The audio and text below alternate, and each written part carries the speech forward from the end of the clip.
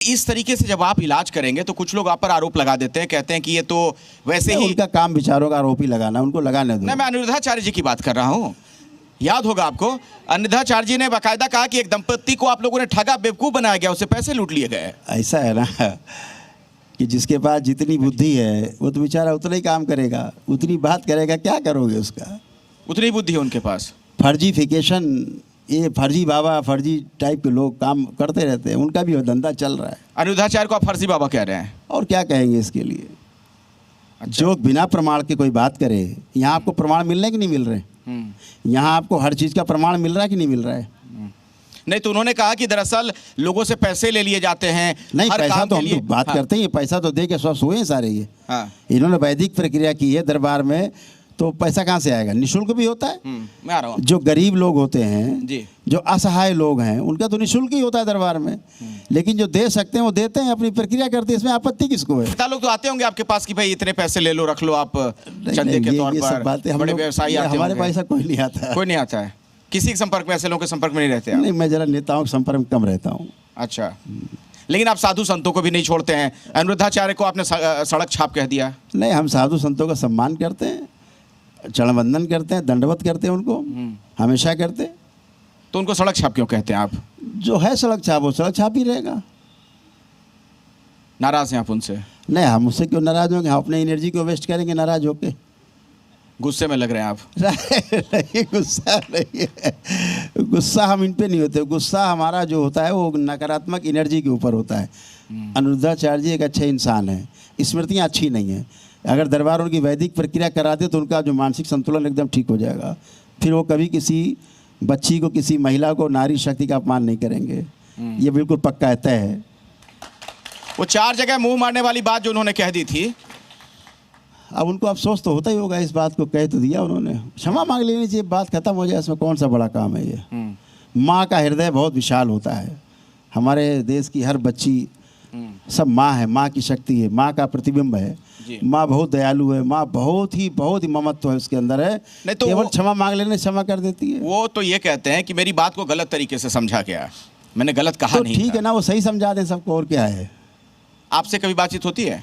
नहीं, मेरी बात नहीं होती है, ऐसे चलते फिरते भेंट है, लेकिन मेरी बात नहीं होती। कभी तो साधु संतों के समागम में टकरा जाते होंगे? हाँ, टकराते नहीं है, बच के निकल जाते हैं। आप निकल जाते हैं बच के, या वो निकल जाते हैं? हम तो बैठे रहते हैं। अनिरुद्धाचार्य आपसे बच के निकल जाते हैं? सभी से बच के निकलेगा आदमी अगर कोई गलत बात करेगा। तो स्मृतियाँ कहाँ से ठीक होंगी? मदरसों से ठीक होंगी जहाँ बच्चे जाते हैं? नहीं, मदरसों से कहाँ ठीक हो रही, गड़बड़ हो रही है। जब गड़बड़ पढ़ाई कराओगे, देश के विरुद्ध कोई आप उन्हें सिखाओगे, बताओगे, चर्चा करोगे उनसे, तो उनमें वही भावना जाएंगी, वही स्मृतियाँ जाएंगी। आप देश प्रेम की बात करोगे तो देश प्रेम की स्मृतियाँ आगे रहेंगी। तो लेकिन उन स्मृति वालों को क्या कहिएगा? जैसे खबर आई कुछ दिन पहले पश्चिम बंगाल से, वहाँ पर हुआ कि भाई एक हुमायूं कबीर हैं जो कि एमएलसी के नेता हुआ करते थे, टीएमसी के, तो उन्होंने कह दिया कि भाई हम यहाँ पर बाबरी मस्जिद बनाएंगे, उसकी नींव भी रख दी। देखो, वो बेचारे मानसिक बीमार हैं, उन्हें पता नहीं है ये सनातनियों का देश है, और वो तो एक जगह बनाएंगे मस्जिद। यहाँ हर घर में मंदिर है, ऐसा कोई घर नहीं जिस घर में मंदिर नहीं है, और इनका एक भी घर ऐसा नहीं जहाँ मस्जिद हो। समझ गए आप?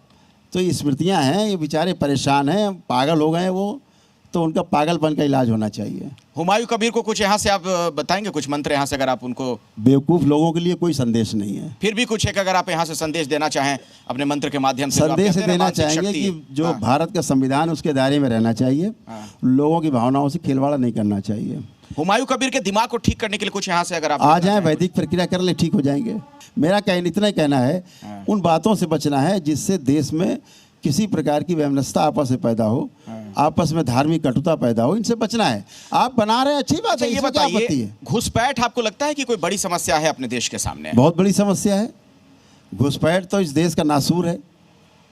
तुष्टीकरण के कारण, वोट की राजनीति के कारण हमारे देश के कुछ ऐसे राजनीतिक दल जिन्होंने देश के सम्मान को बिल्कुल किनारे कर दिया और घुसपैठियों को स्थान नहीं दिया, सम्मान दिया उनको, और उनको अपने लिए उसका दुरुपयोग किया। तो ऐसे घुसपैठियों को तो उठा के बॉर्डर के उस पर फेंक देना चाहिए बगैर पूछे। उत्तराखंड में एक लैंड जिहाद के तौर पर भी कहा जा रहा है कि बहुत बड़ी समस्या है लैंड जिहाद, जमीन पर कब्जा किया जा रहा है जगह जगह। आपको हाँ, लगता ठीक है है। कि वाकई ऐसी कोई चीज़ है या इसे जानबूझकर मुद्दा बनाया जाता है? नहीं नहीं नहीं, बिल्कुल ऐसी बात सत्य बात है। और उसका यहाँ की जो सरकार है उत्तराखंड की, जो मुख्यमंत्री जी हैं धामी जी, उन्होंने कठोर कदम उठाए इसके ऊपर, बड़े कदम उठाए। आप कह रहे हैं कि मैंने इस तरीके से कर दिया, वैदिक रीति रिवाज से ये चीज़ें कर दी, बड़ी से बड़ी बीमारियां मैं ठीक कर दे रहा हूं, तो कुछ लोग आप पर ये भी आरोप लगा सकते हैं कहीं ऐसा तो नहीं कि पाखंड को बढ़ावा दिया जा रहा है? तो ट्रायल कर लो ना, आप क्या आपत्ति है? रिकॉर्ड रखते हैं? अरे रिकॉर्ड है ये सारा, बैठा आपके सामने रिकॉर्ड ही बैठा है ये।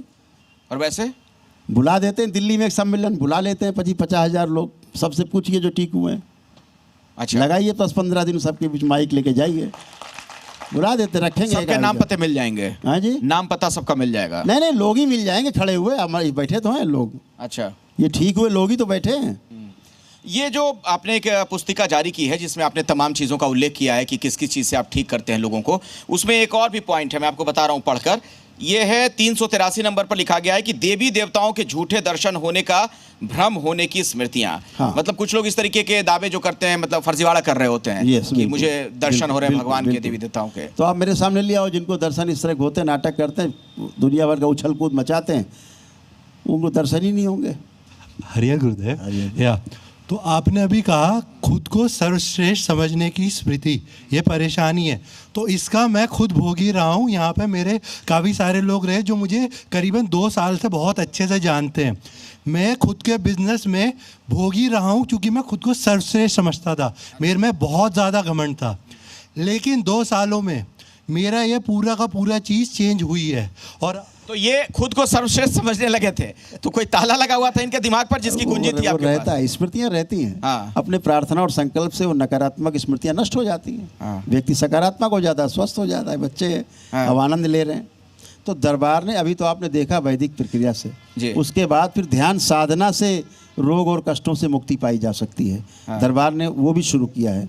दरबार की वैदिक प्रक्रिया बोला ना, वही बोलते हैं कि दरबार की जो वैदिक प्रक्रिया है, हाँ। जो ऋषि मुनियों की पद्धति पे आधारित है, कुछ अनुसंधान किए दरबार ने, तो उसके आधार पे ये सब चीज़ें प्रार्थना संकल्प से क्षण में समाप्त हो जाती हैं। तो लोगों के अपने अपने अनुभव हैं, अपने अपने दावे हैं। हमारी कोशिश ये थी कि यहाँ पर जो लोग जो कह रहे हैं, जैसे जो कह रहे हैं, उनके बारे में आपको हम बता दें। हालांकि बार बार जब मैंने इनसे पूछा भी है गुरुदेव से कि इसकी सच्चाई क्या है, तो इनका ये कहना था हर चीज़ डॉक्यूमेंटेड है, रिकॉर्ड पर है, आप जा सकते हैं, किसी से भी बात कर सकते हैं। तो आप खुद तय करिए सही क्या है, गलत क्या है।